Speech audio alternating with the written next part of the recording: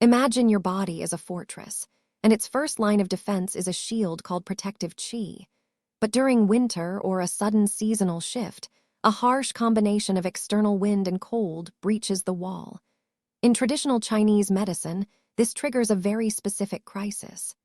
The cold constricts your skin and freezes your pores shut. Because the pores are completely locked, your body cannot sweat.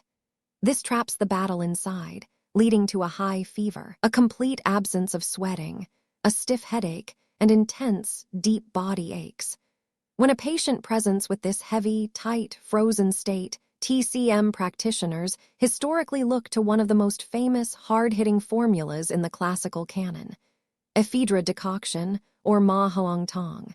Dating back to the Han Dynasty and the discussion of cold damage, Shanghan Lun, this elegant formula uses just 4 ingredients.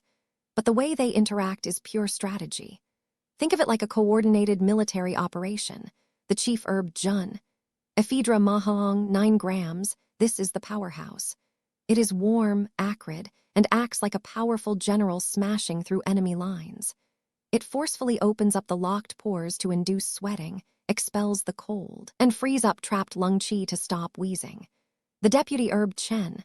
Cinnamon twig, Gui Jur, 6 grams. If ephedra works on the surface, cinnamon twig works from within the muscle layer. It warms the channels, assists the chief in releasing the exterior, and ensures that the body's protective and nutritive fluids harmonize during the process. The assistant herb Zuo. Apricot kernel Qing Ren, 70 pieces because the lungs are constricted by the cold. Qi starts rebelling upward, causing a harsh cough or wheezing. Apricot kernel directs that lung qi back downward, working perfectly in tandem with ephedra to restore normal breathing. The envoy herb Shure. Prepared licorice root Jurganso, 3 grams, the peacemaker. Licorice harmonizes the entire formula, moderates the intense diaphoresis, sweating of ephedra so it doesn't exhaust the body, and protects the digestive system. Traditionally, this formula is strictly reserved for excess, cold conditions where the patient is not sweating and has a thin, white tongue coating with a floating, tight pulse. In modern clinical practice, physicians look at these exact patterns to treat severe early-stage influenza, acute bronchitis, or upper respiratory tract infections where the body is locked in an intense, feverish battle, but unable to break a sweat. Because Huáng Tāng is incredibly potent, it comes with strict rules. Historical commentators call it a fierce medicine meant to achieve victory in a single battle, meaning it is designed for very short-term use. The sweat rule. The moment a patient achieves significant sweating, the formula must be stopped. Oversweating exhausts the body's fluids and protective energy. Preparation matter. Classically, ephedra was boiled first, and the froth was skimmed off to reduce harshness.